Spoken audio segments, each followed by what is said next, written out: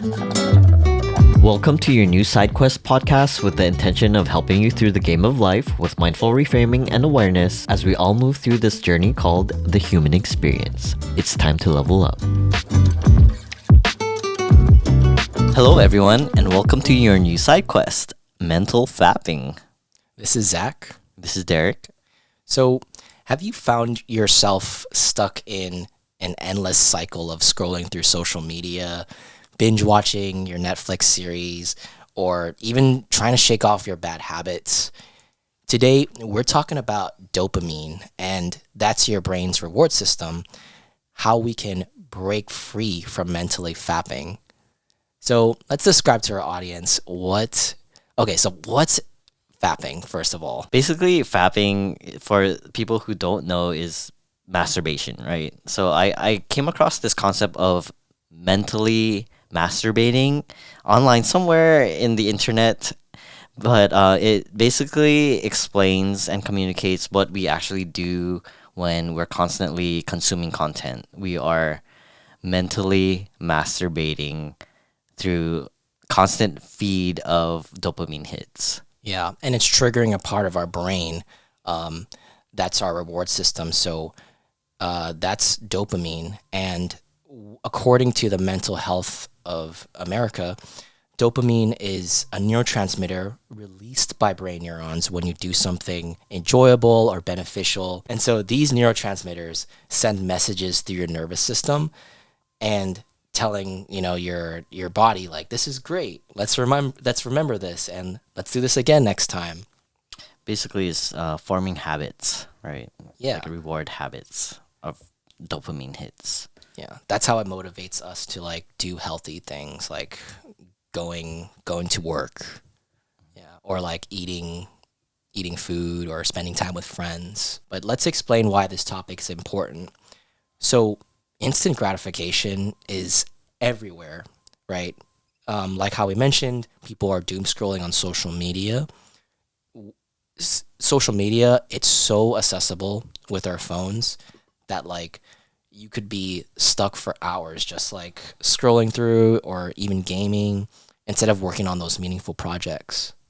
Yeah, basically, you're just stuck in this endless cycle of consuming content or getting those dopamine hits without actually moving forward or accomplishing anything. So let's describe some examples of mentally fapping. We kind of brushed upon some of them, but what else would you consider to be mentally fapping? So in modern society, you have the P. Rhymes with corn. It's artificially stimulating your brain to, feel easy rewards, right? So it's very easy to access as online, and it's so hard to break away. Like for me personally, I've struggled with trying to break away from this habit for years, and I guess I was introduced to it when I was pretty young too, in middle school. So that's why that habit is ingrained in there. So a lot of guys struggle with it, and it even affects their relationships and their idea of intimacy. Yeah, I feel like if you actually went on the set of the production of these content, Yeah. it probably isn't as fun or as pleasurable as what it seems to be online. I feel like there's a lot of things that you don't see, or what actually involves in being in a set in a production like that. Yeah, it's crazy how they make these videos to be so engaging, and it just keeps hooking the person to come back and watch more, right? Yeah, I feel like it just touches upon this primal instinct of us wanting to, that natural drive of wanting us to reproduce biologically. As men, we're all visually stimulated, so it really piques our interest, just consuming something that is very visually stimulating. Yeah. And speaking of visually stimulating, we see it a lot more on social media, a lot of it online.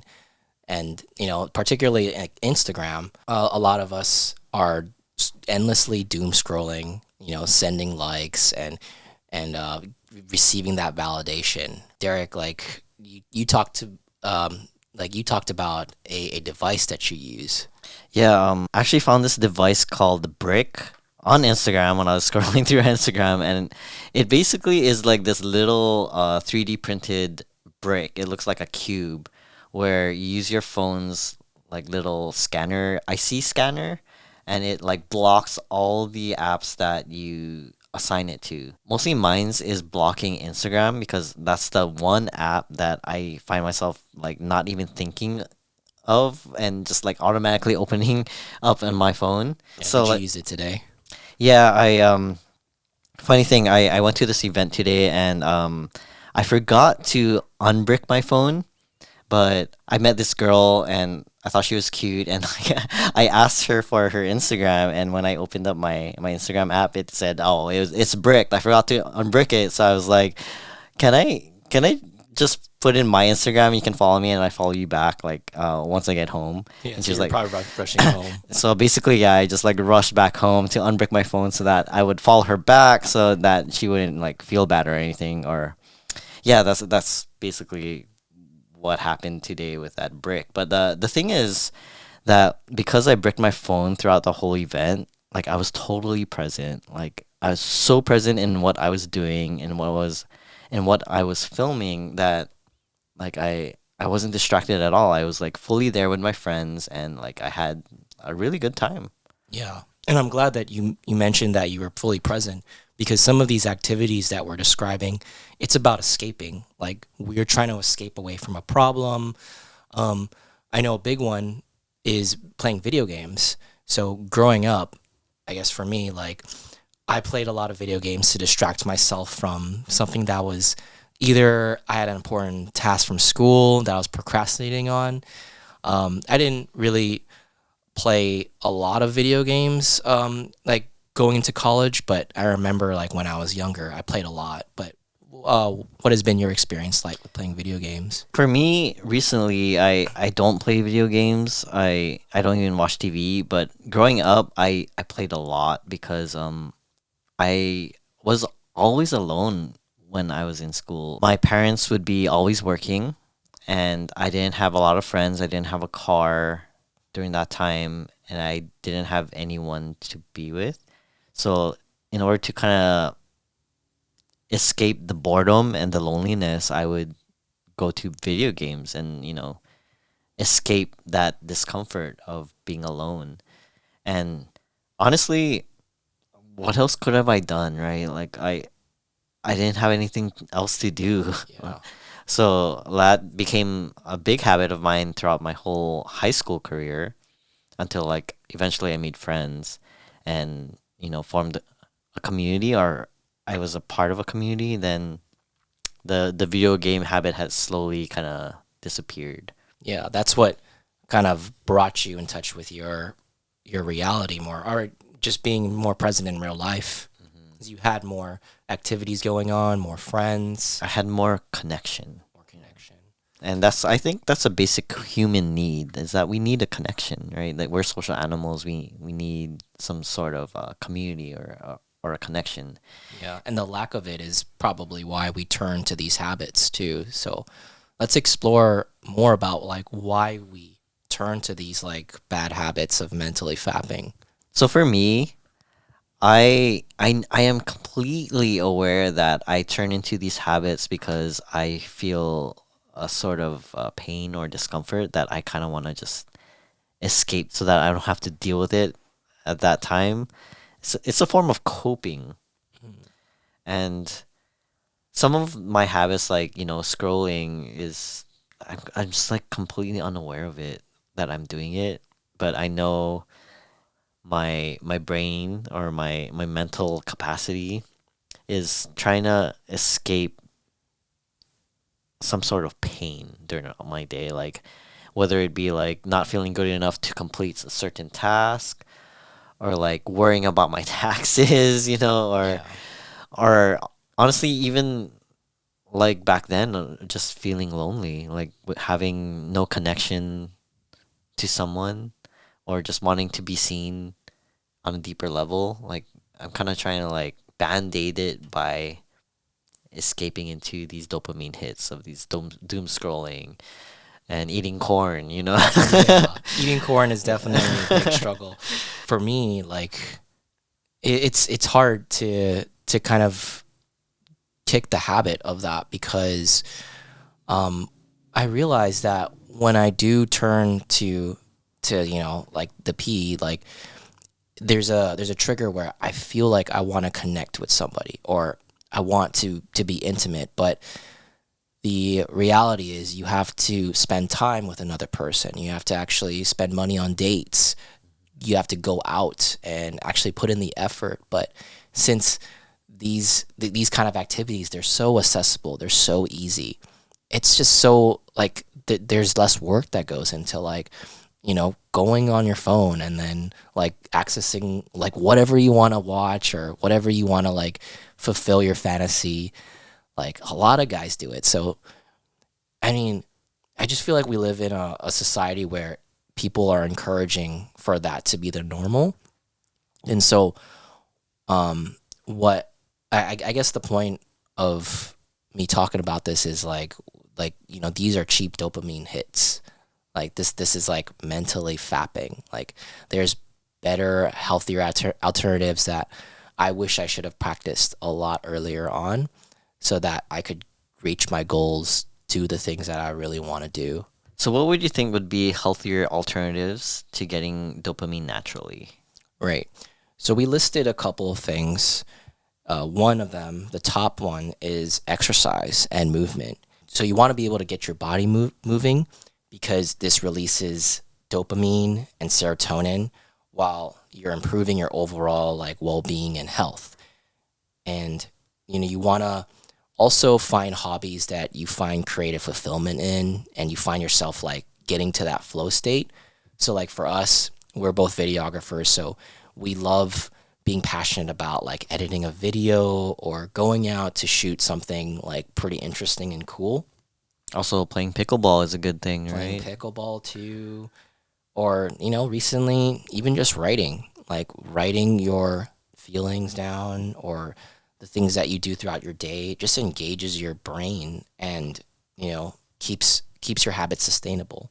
I feel like journaling is a great thing to do, like a great habit to do, because you not only have like this chance or this space to reflect on yourself, it brings a lot of awareness to yourself, right? Yeah. Like to your feelings and your thoughts, and it kind of builds this sort of relationship with yourself. Yeah, and you're connecting with yourself. You're connecting. It makes it better for you to connect with other people. So having those deep conversations and social connection is also a good healthy alternative to getting dopamine. Being able to celebrate your small wins and achievements too. So like learning new skills, for example, like making progress on this podcast itself is like rewarding for the both of us, right? Yeah, or in general, like completing tasks, right? It's funny because I downloaded this app called Finch, and it's based on you completing tasks to raise like this baby bird. It's like a video game, and it has all these jingles and sounds, and like every time you complete a task, it like jingles, and you get a dopamine hit from completing the task, Oh, it's so cool. and you get like money, you get rewards, and you can buy all these clothes for your little bird. And I think if you guys should try check it out, because Yeah, it definitely gives me that hit of real healthy dopamine. that's kind of like gamifying your life experience in a way. Yeah, I think that's what we generally need to do, though, is like get those hits from things that actually make progress in your life. Because the tasks I list on that app is like, brushing your teeth, like making matcha, taking a shower, All the small wins. and yeah, the small wins, and then you get to like check, press that check mark, and you get a little jingle to your brain, and it's not as like exciting as like eating corn, but like Yeah. you still have this buzz, like, and I think, yeah, you guys, it's just check it out if you want. It's called Finch. So let's do some mindful reframing. Whenever you feel that urge, take a pause Notice when you're reaching for your phone, you're opening a new tab, or you're just zoning out in front of your screen. Pause and ask yourself, what am I avoiding right now? Shift your response. So instead of seeking instant pleasure and gratification, try and find a healthier alternative. So, like working out or having deep conversations with friends, or even like recording your small wins. Lean into that discomfort and recognize that, like, the temporary boredom and loneliness that you feel isn't something to numb or escape from. It's an opportunity for growth. What would you want to give the audience? What kind of new side quest would you provide the audience for today's podcast? Yeah, so let's encourage our listeners to try one mindful habit this week, whether that's replacing corn or doom scrolling on social media with a walk, or maybe swapping it out for a creative hobby. Yeah, try that and see where the momentum takes you. All right, guys, if you found any value in this podcast and would like to share it to a friend, please send the link over from our Spotify or Apple Podcasts. Please give us a 5-star rating and also subscribe to our YouTube channel. And if you do want to mentally fap, maybe just binge listen to our library of episodes here on YouTube, or, any podcast platform that you are currently listening to. So yeah, we'll see you on the next one. Side quest complete. Side quest complete.